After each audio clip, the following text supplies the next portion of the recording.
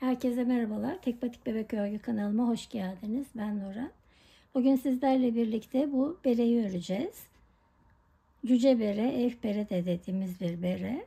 Videonun başında eklemiştim, mankenin üstünde bebekte nasıl duracağını da görebilirsiniz. Buradan alın kısmından başlayarak örülüyor. Arka tarafta bir çalışmamız var.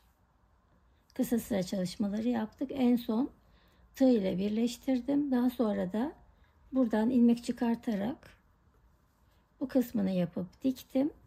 En son olarak da bağcıklarını tığ ile örüp buradan geçirdim.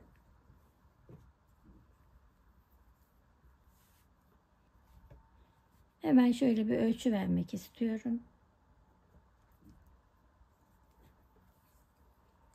Şurada en tepe kısmında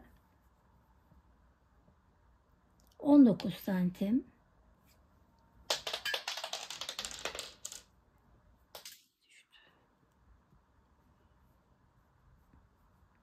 Şurası 16 santim. En altta ense kısmı da 10 santim.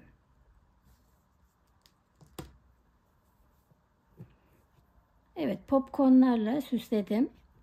Popcornları da yine tığ ile yaptım. Bereyi örerken. Gazal Organik Baby ile ördüm. 50 gramda 115 metre uzunluğunda bir ip.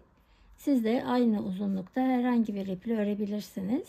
3,5 numara şişe uygun herhangi bir iple örebilirsiniz. Üzerinde 4,5-5 yazıyor şiş numarası ama bence 4,5-5'e uygun bir ip kalınlığı değil. 3,5 numaraya uygun bir kalınlık. Ama bazı projelerde modele göre 4 numarayla da örebilirsiniz. Burada düz örgü ağırlıklı olduğu için düz örgüde 3,5 numaraya tam denk geldi.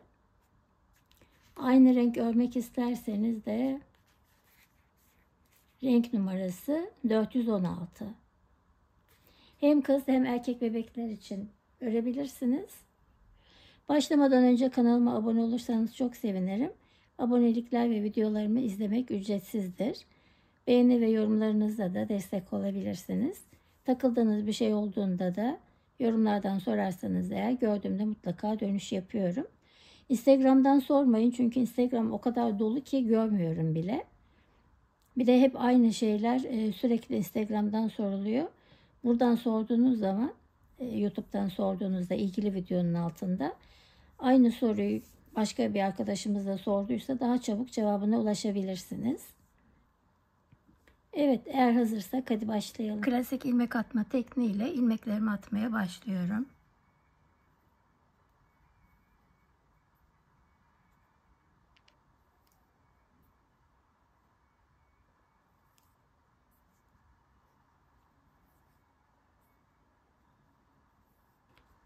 Üç buçuk numaralı şişime 73 ilmek attım.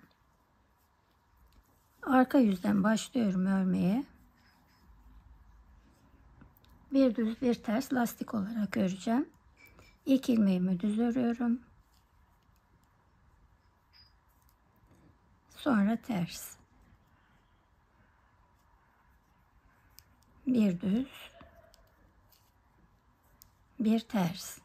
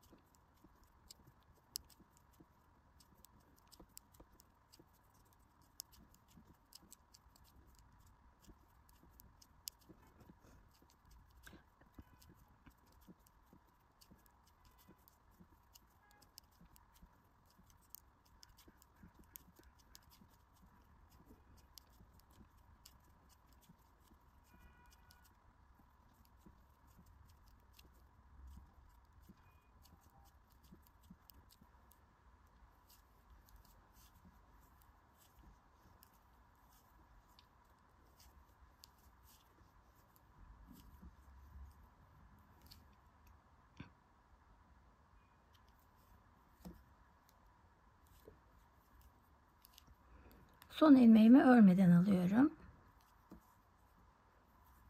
Ön yüze geçtim. İlk ilmeğimi ördüm.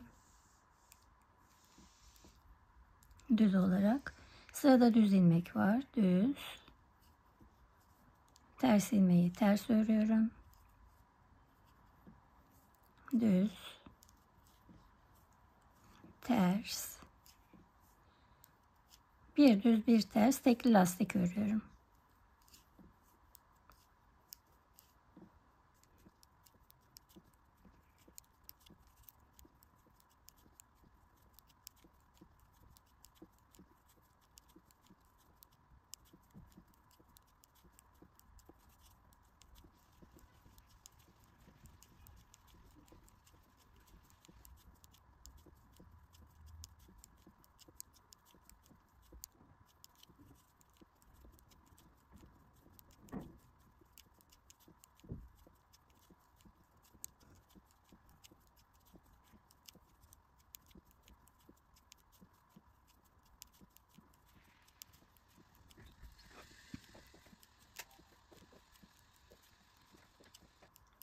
İkinci sırayı örüyorum. Düz.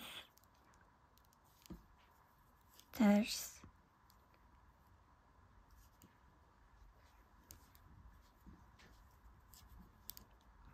Düz. İpimi içeri alıyorum ve son ilmeği örmeden alıyorum.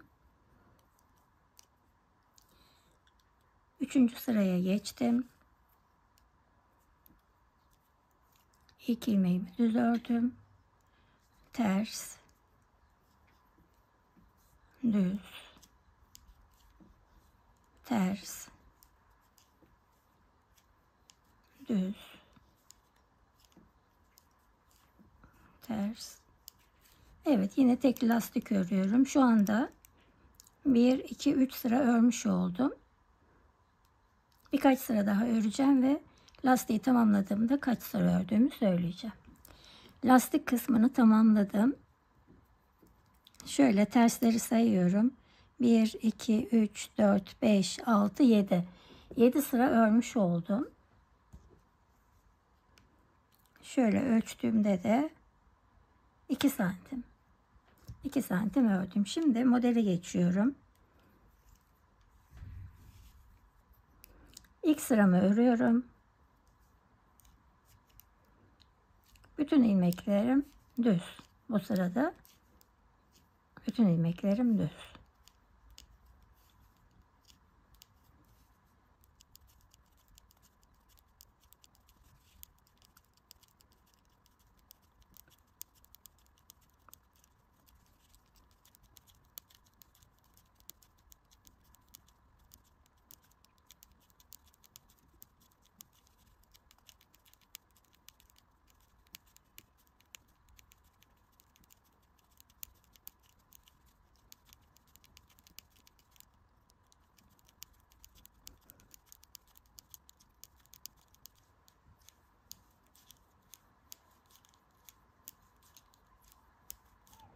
Son ilmeğimi örmeden alıyorum. Ön yüzde bir sıra düz ördüm. Arka yüze geçtim. Arka yüzde de bütün ilmeklerimi ters örüyorum.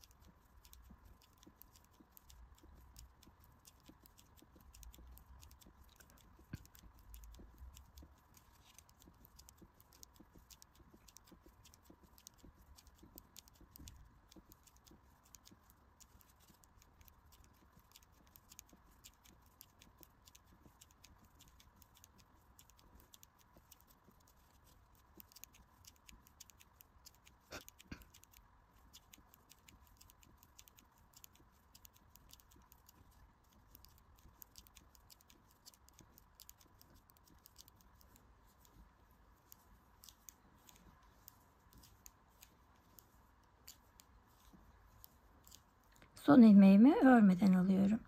1 2 sıra örmüş oldum. Şimdi artık bu sırada popcornları yerleştireceğim.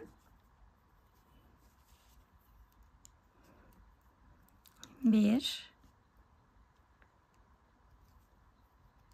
2 3 4 5 6 ilmek ördüm. Ön yüzde düz, arka yüzde ters öreceğim. Şimdi buradaki ilmeğin içine bir tane popcorn yapacağım. Popcornları tığ ile yapıyorum. Sıradaki ilmeğin içine girdim. İlmeğin içinden çıktım ve 3 tane zincir çekiyorum. 1 2 3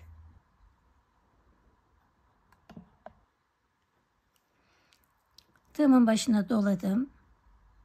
Aynı ilmeğin içine giriyorum.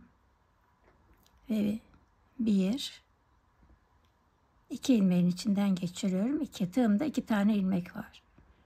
Doladım. Aynı ilmeğin içine giriyorum. Bir tane tek ilmeğin içinden geçiriyorum. Sonra 2 ilmeğin içinden geçiriyorum. Ve tığımın üzerinde 3 ilmek var. Bir daha doladım. Aynı ilmeğin içine giriyorum. 1 2 ilmeğin içinden geçirdim. Tığımın üzerinde 4 ilmek var. Şimdi bu 4 ilmeği birlikte içinden geçirerek topladım ve bir zincir çektim. Ve sağdaki şişime aldım ilmeğimi. 2 popcorn arasında 9 ilmek olacak. Burayı biraz sıkıca örüyorum. 1 2 3 4 5 6 7 8 9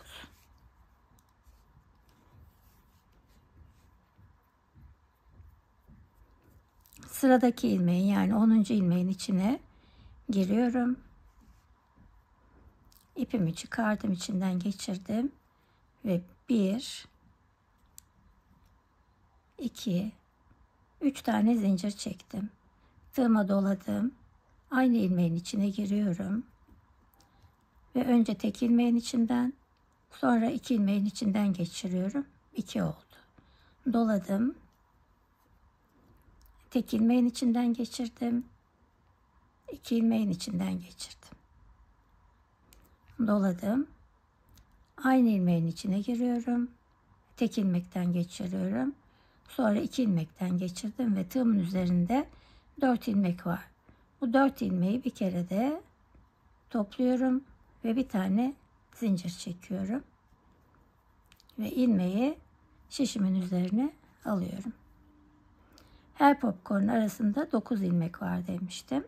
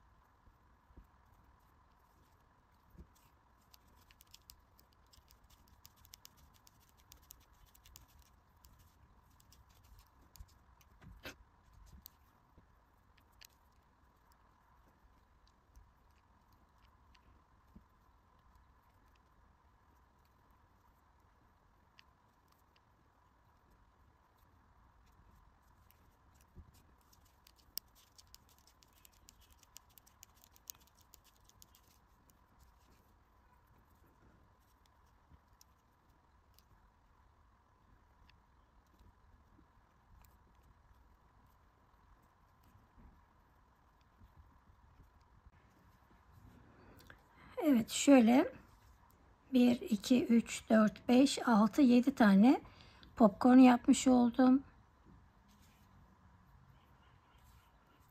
Ve son popcorndan sonra 1, 2, 3, 4, 5, 6 ilmek. Son ilmeğimi örmeden aldım. Şimdi arka yüze geçiyorum. Arka yüzde bütün ilmeklerimi ters örüyorum.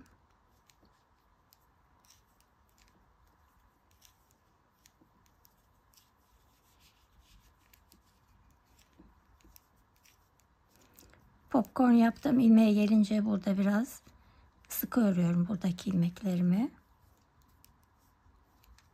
Bunu da sıkı örüyorum.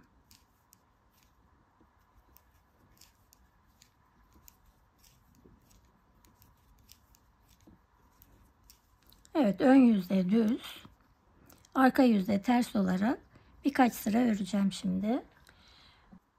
Popcornu yaptıktan sonra popcorn yaptığım sırayı saymıyorum. 7 sıra örmüş oldum. Şöyle arkadan sayarsak 2 sıra ördükten sonra popcornu yapmıştım. Popcorndan sonra da 1, 2, 3, 4, 5, 6, 7 sıra oldu. Şimdi ikinci popcornları yapacağım. Onu da şöyle yapacağım. İlk popcornu örerken 6 ilmek ördükten sonra başlamıştım. Şimdi 1, 2, 3, 4, 5, 6. 6 ilmek ördükten sonra popcorn yapmıştım ve 2 popcorn arası 3, 6, 9 ilmekti ve buraya popcorn yapmıştım. Şimdi bunun tam ortasına yapacağım. Yani şöyle 2, şuraya tam ortaya popcorn yapacağım. Yani 2, 4, 6, 8, 10, 11 ilmek öreceğim. 6 ilmek örmüştüm. 7, 8, 9, 10, 11 ilmek ördüm. Ve buraya şimdi 12. ilmeğin içine popcorn yapacağım. İlmeğin içine giriyorum. 3 tane zincir çekeceğim. 1, 2, 3 ve önceki sıradaki yaptığım gibi aynı şekilde popcornumu yapıyorum.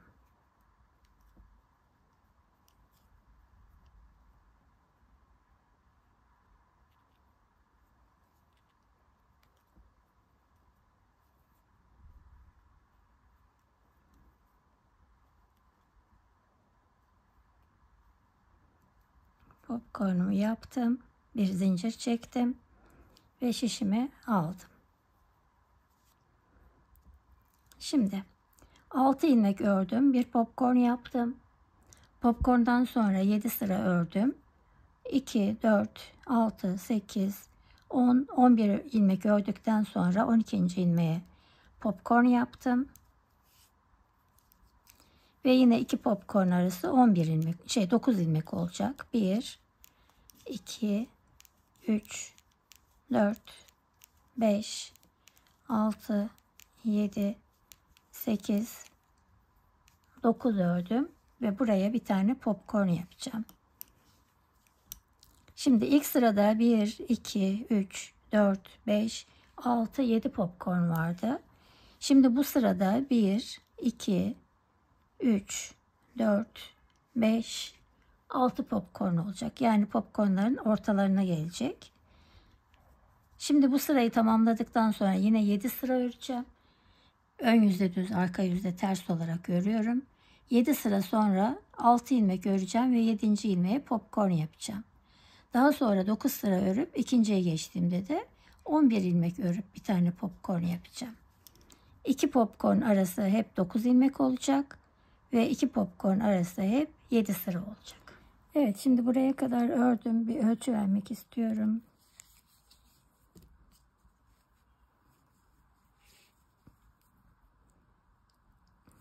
Şöyle genişliği.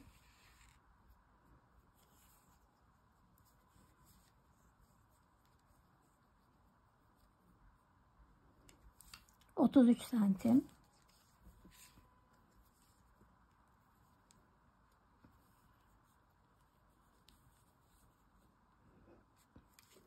Ve yüksekliği de 14 santim.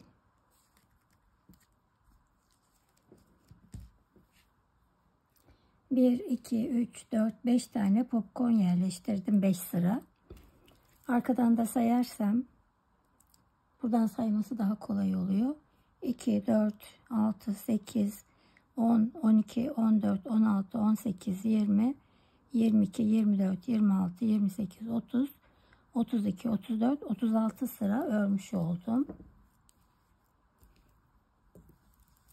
Şimdi burada kısa sıra çalışmaları yapacağız. Onun için 2, 4 ilmek ayırdım. Bir işaretleyici taktım. 2, 4 ilmek ayırdım. Bir işaretleyici taktım. Toplam 1, 2, 3, 4, 5 tane işaretleyici taktım. Hepsinin arasında 4 ilmek var. Bu tarafta da yine 2, 4 ilmekten sonra taktım. 1, 2, 3, 4, 5 tane de bu tarafta var. Hepsinin arası 4'er ilmek.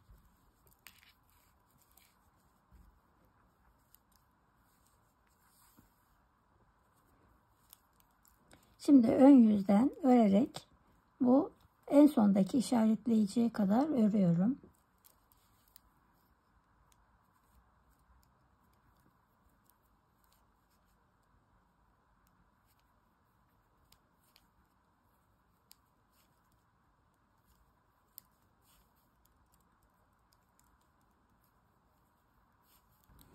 Kısa sıra çalışması yapıyorum. Ön yüzdeyim. Bu en sondaki ilmek belirleyiciye kadar geldim. İpimi içeriye doğru alıyorum. Sıradaki ilmeği örmeden alıyorum. İpimi dışarı alıyorum ve örgüyü çeviriyorum. Yine örmeden aldığım ilmeği örmüyorum. Ve ipimi biraz sıkılayarak ters örerek devam ediyorum.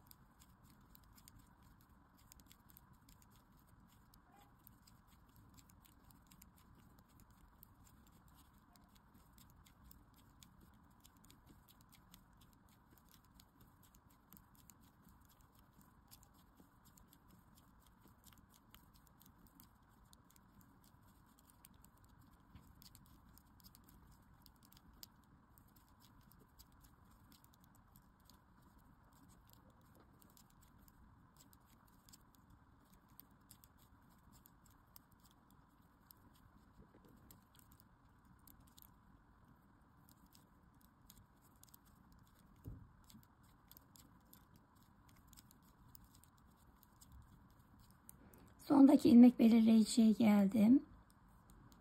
Sıradaki ilmeği örmeden alıyorum. Arka yüzde ipimi dışarı alıyorum. Örgüyü çevirdim. Ve ilmeği yine örmeden alıyorum sağ şişime. İpimi sıkılayarak düz örmeye devam ediyorum.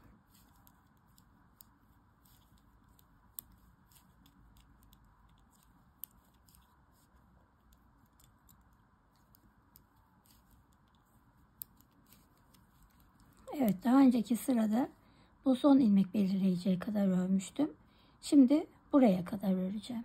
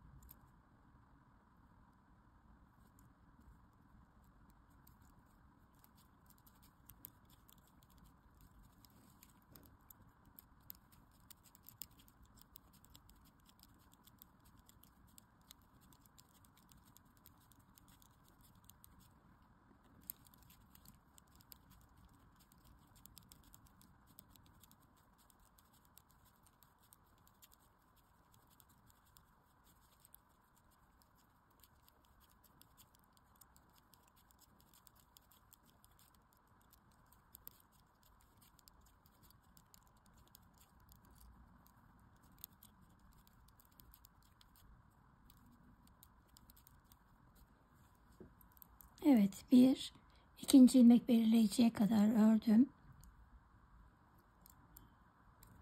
İpimi içeri alıyorum. Sıradaki ilmeği örmeden alıyorum. İpimi dışarı alıyorum. Örgüyü çeviriyorum.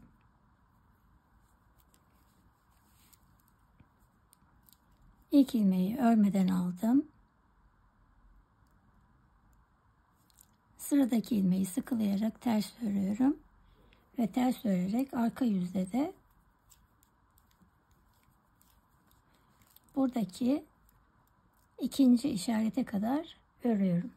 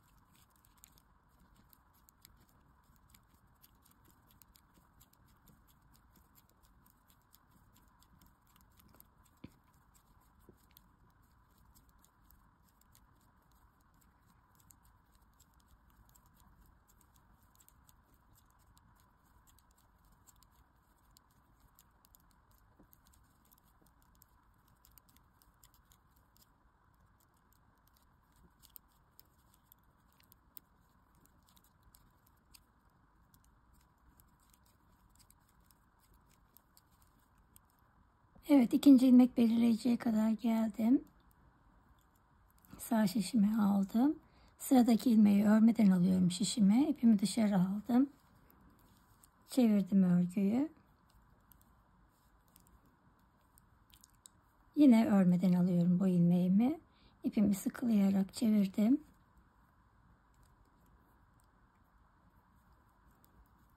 Ve düz örerek devam ediyorum. 2 kez kısa sıra çalışmış oldum. Bu tarafta da. Şimdi buradan örerek bu üçüncüye kadar gelip kısa sıra çalışacağım.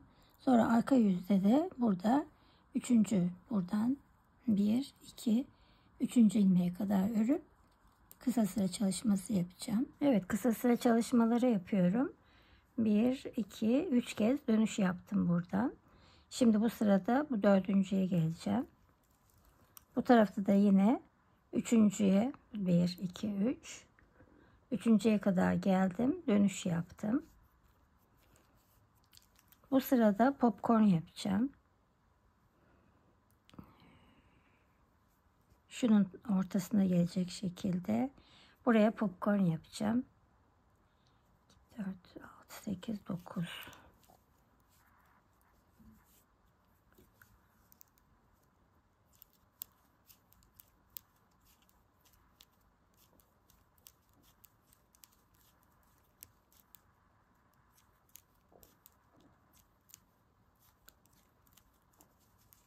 Evet. Tam bu popcorn'un üstüne bir tane yapacağım.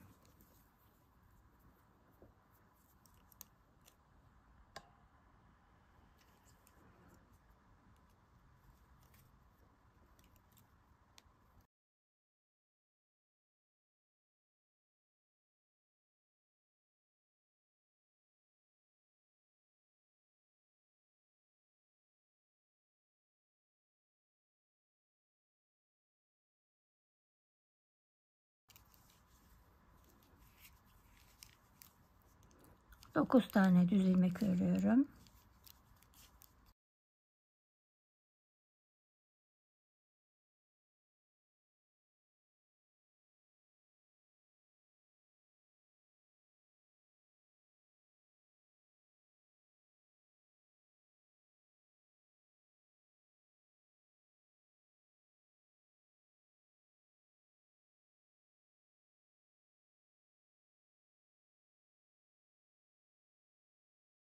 Evet, 1, 2, 3, dördüncüye kadar geliyorum bu kez.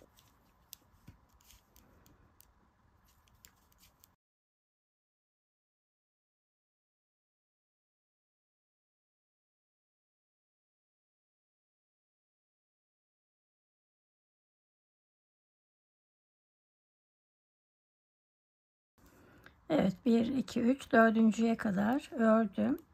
İpimi içeri alıyorum. Bir tane ilmeği örmeden sağ şişimi alıyorum. İpimi dışarı alıyorum. Örgüyü çeviriyorum. Ve bu ilmeği boşalıyorum. İpimi sıkılayarak ters örerek devam ediyorum.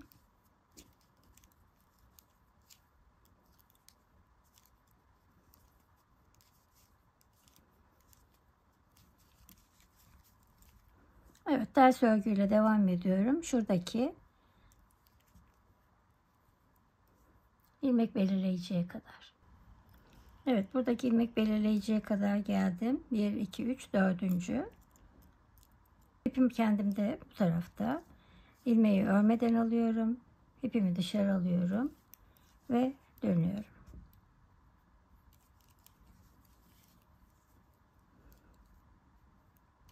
Evet, ilmeği örmeden alıyorum. Bu işaretleyicileri de yeni başlayan arkadaşlar için taktım. Diğer türlü şaşırıyorlar çünkü. Benim için zor oluyor ama bu şekilde. Şimdi düz örerek devam ediyorum. Artık son dönüşleri yapacağım.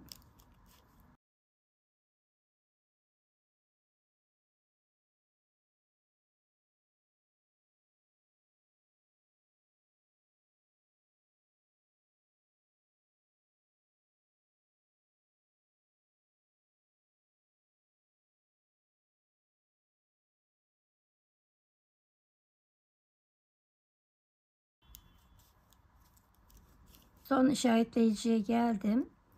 Artık son dönüşlerimi yapıyorum. Bu taraf için son dönüşümü yapıyorum. İlmeği örmeden sağ şişimi aldım. İpimi dışarı aldım. Örgüyü çevirdim.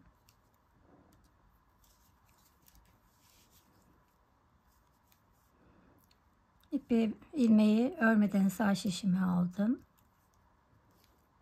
Sıkılayarak devam ediyorum. Ters örerek bu taraftaki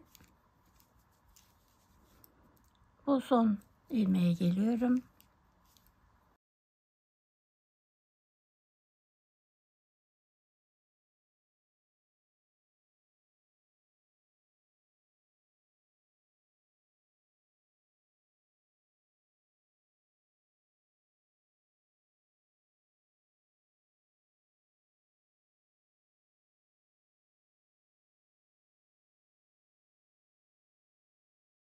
Evet, buradaki son işaretleyiciye geldim. Arka yüzde de son dönüşümü yapıyorum. İpim kendimden tarafta. İlmeği örmeden sağ şişimi aldım. İpimi dışarı aldım. Örgüyü çevirdim. İlmeği örmeden sağ şişimi aldım. Sıkılayarak dışarı aldım ve düz örerek devam ediyorum.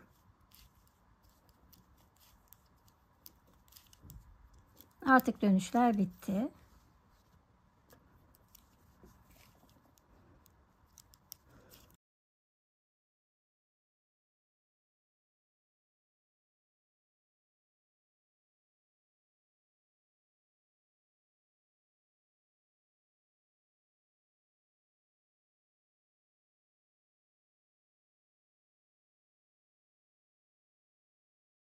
Artık dönmeyeceğim ve sıra sonuna kadar öreceğim. Buradaki ilmek belirleyiciyi çıkartıyorum. Sıradaki ilmeği sarmıştım. Şu şekilde. Böyle önden giriyorum bu ilmeğe. Sonra şişimdeki ilmeğe de giriyorum. Ve ikisini birlikte düz olarak örüyorum. Ve sıradaki ilmeklerime devam ediyorum örmeye. İşaretleyiciyi çıkartıyorum. Bu sardığım ilmeğin içine bu şekilde giriyorum. Sonra şişimdeki ilmeği giriyorum. Ve ikisini birlikte örüyorum.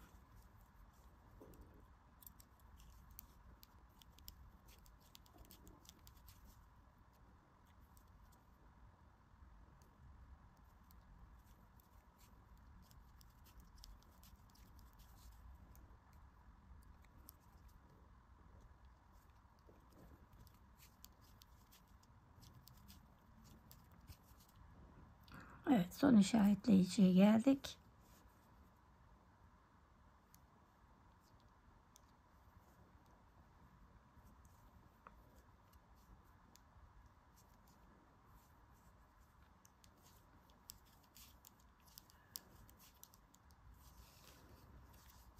Arka yüze geçtim.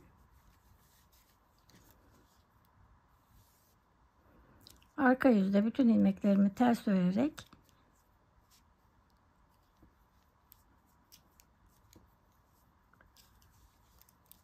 ilk işaretleyiciye kadar örüyorum.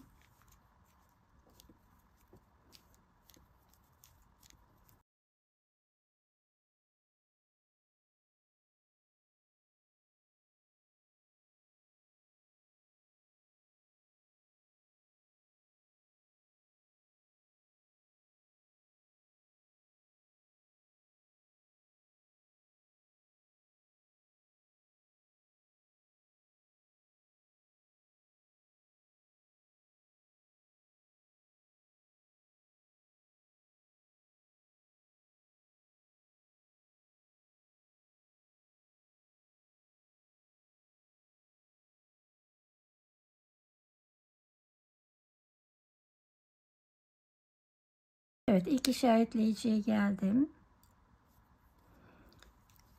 Burası ters olduğu için şu arka taraftan şişimle sardığım ilmeğe geliyorum.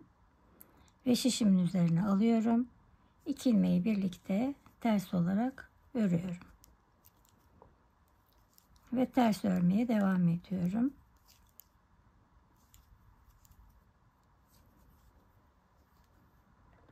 Evet, ilmek belirleyiciyi çıkardım. Bu sardığım ilmeği şişimin üzerine aldım. Ve ikisini birlikte ters olarak ördüm.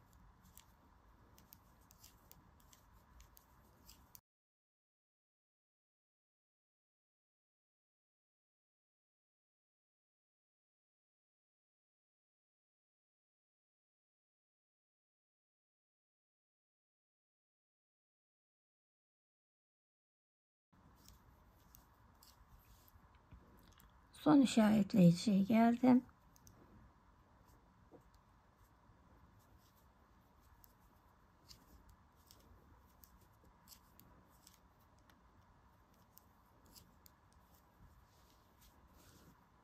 Evet, ön yüze geçtim.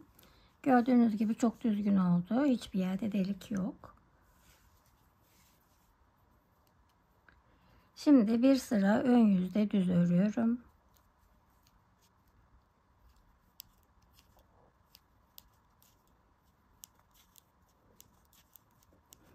Evet, bütün ilmeklerim düz. Ve arka yüzde bütün ilmeklerim ters.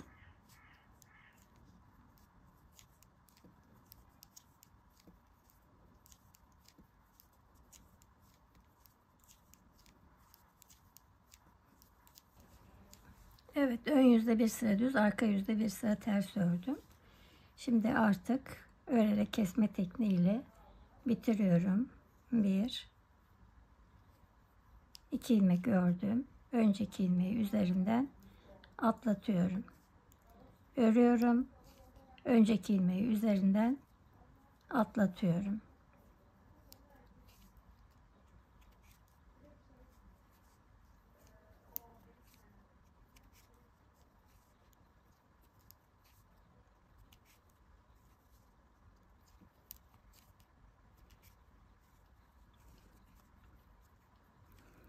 Evet, bu şekilde bütün ilmeklerimi keserek kapatacağım. Daha sonra da bu tepe kısmını dikerek birleştireceğim. Şu şekilde katlıyoruz.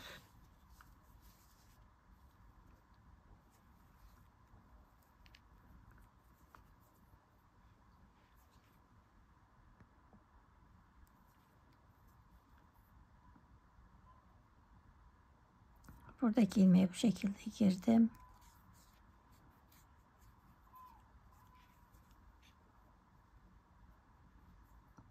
Karşısındakine de bu şekilde girdim.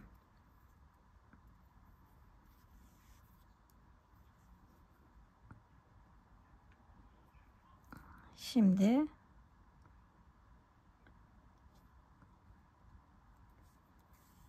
buradan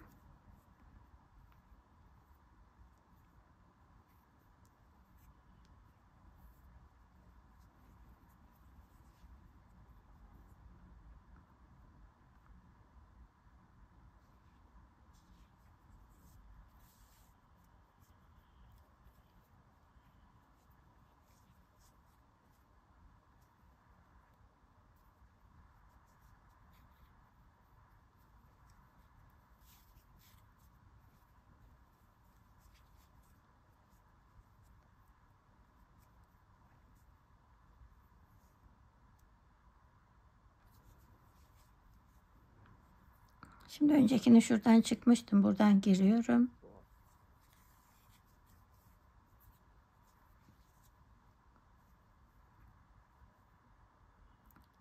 Burada da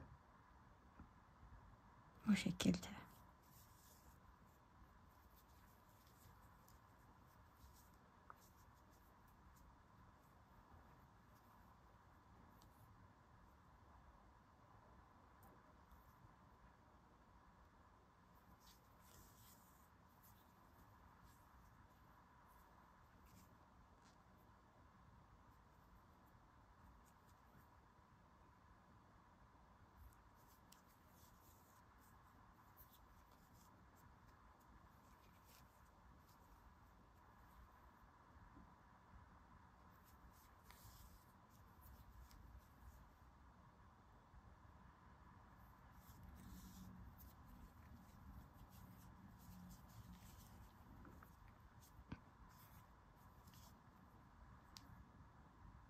Bir bu taraftan, bir karşı taraftan.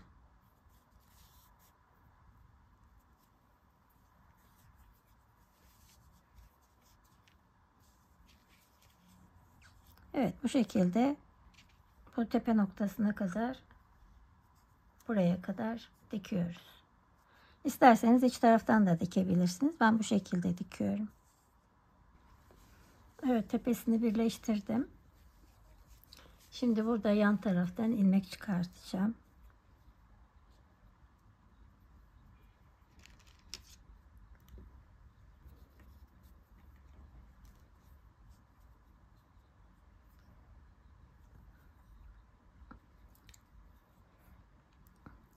Şuralardan, şu ilk ilmekten sonraki, yani şuralardan çıkartacağım.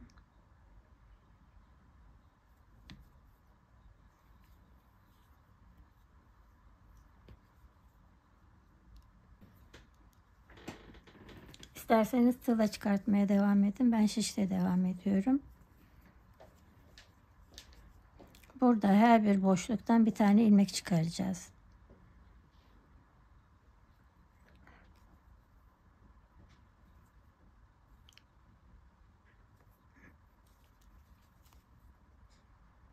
Sıradaki boşluğa girdim.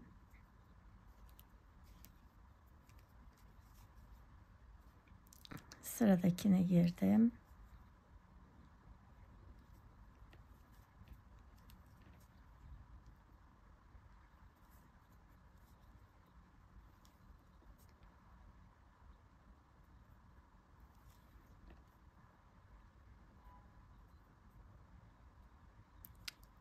İlmeğe takıldı.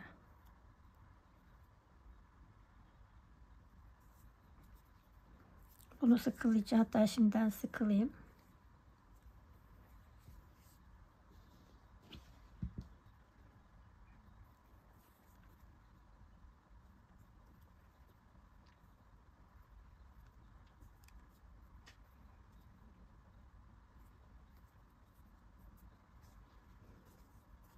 Evet.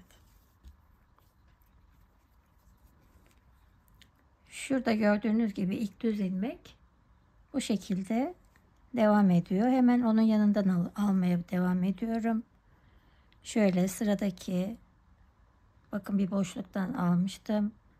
İkinci boşluğa giriyorum. Ve buradan bir tane ilmek çıkartıyorum. Nasıl kolayınıza gelirse o şekilde çıkartın. İsterseniz tığla çıkarmaya devam edebilirsiniz.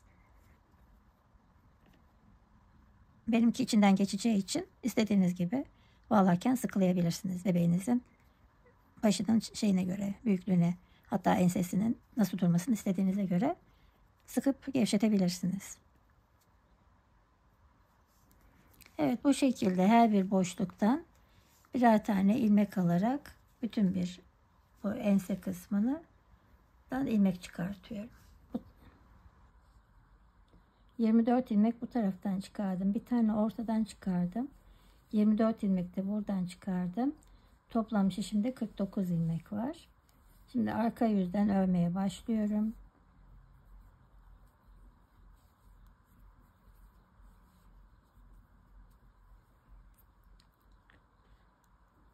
Arka yüzden örerek devam ediyorum ve bütün ilmeklerimi ters olarak örüyorum. Arka yüzde bütün ilmeklerim ters.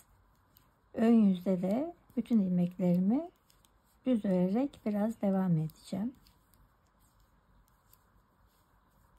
Evet. Arka yüzde bütün ilmeklerim ters. Ön yüzde de bütün ilmeklerim düz olacak. Evet, ense kısmını 9 sıra ördüm. 1, 2, 3, 4, 5, 6, 7, 8, 9.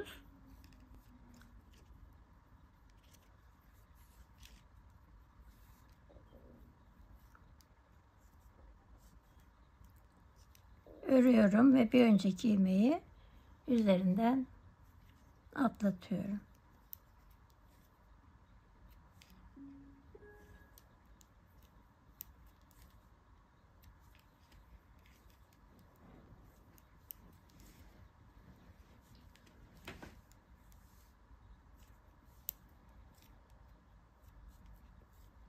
Şişimdeki ilmeği bir kez daha örüyorum.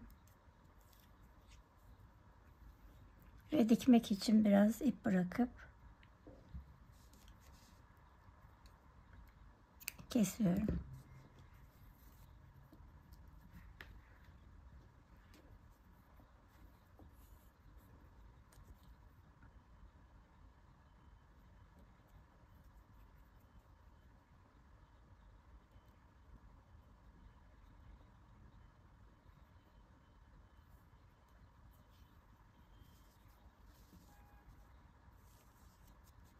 Şimdi burayı ikiye katlıyorum. Buradan bağcık geçecek içinde.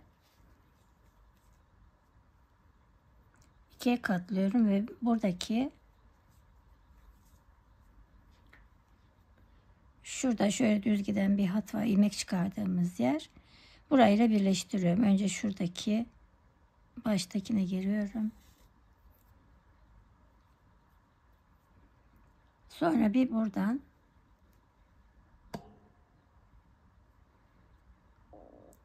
ilmek alıyorum.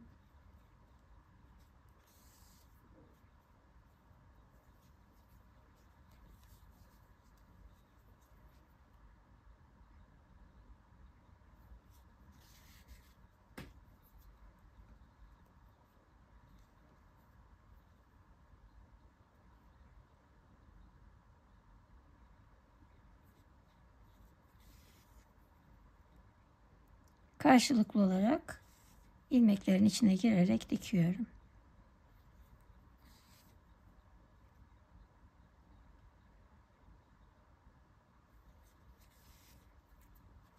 Bunu da sonra iç tarafa alacağım.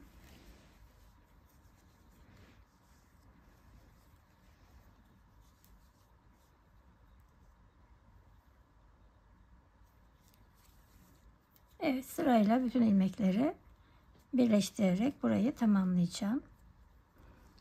Evet, ense kısmını da diktim. Şimdi bağcık yapacağız.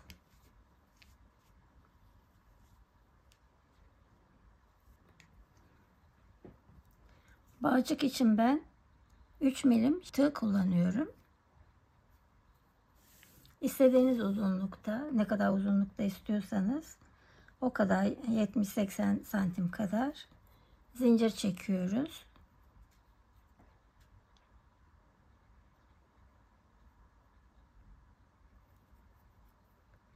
İstediğim uzunlukta zincir çektikten sonra tığımın üzerine bu şekilde ipi dolamıyorum. Dolamadan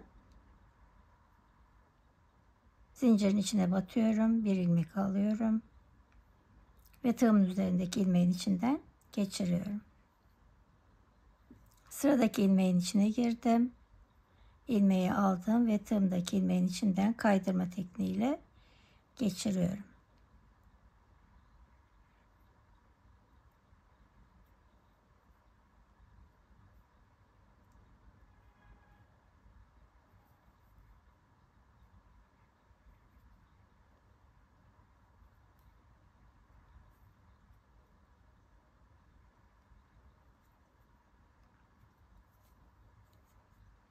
Evet, çok sıkmadan her bir ilmeğin içine giriyorum ve aldığım ilmeği kaydırarak tığımdaki ilmeğin içinden geçiriyorum.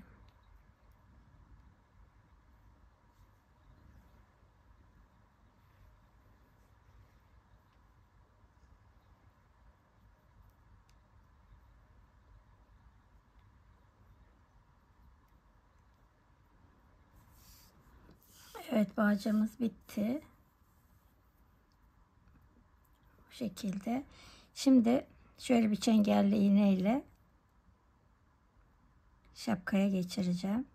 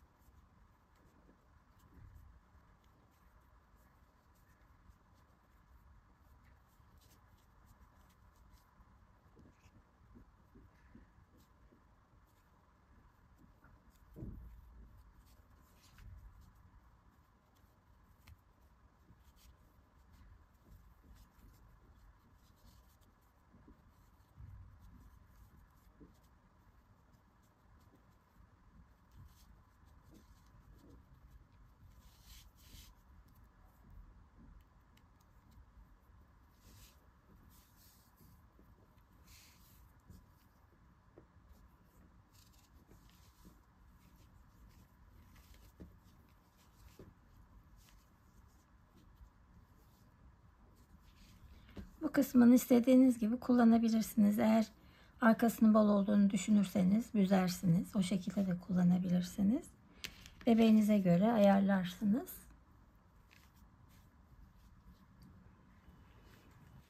Evet, bugünkü videonun da sonuna geldik.